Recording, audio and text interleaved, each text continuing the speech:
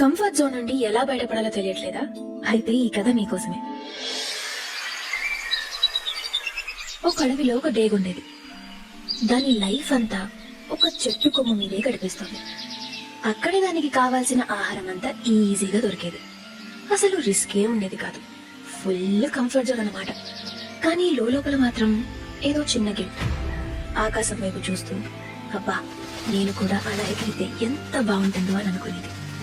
కానీ వెంటనే ఒకవేళ నేను ఎగరిపోయి కింద పడిపోతే, రెక్కలు రాకపోతే అన్న భయం దాన్ని ఆపేసేది.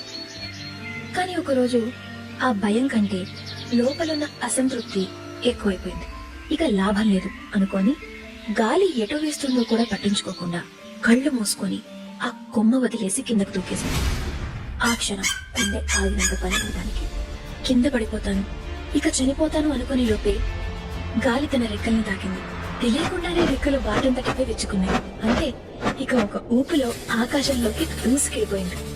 అప్పుడు అర్థమైంది దానికి, ఇన్ని రోజులు ఆ కొమ్మ రక్షించలేదు. తన అసలు శక్తి ఏంటో తెలియకుండా తనని ఒక చిన్న గీత గీసి ఆపేసిందని.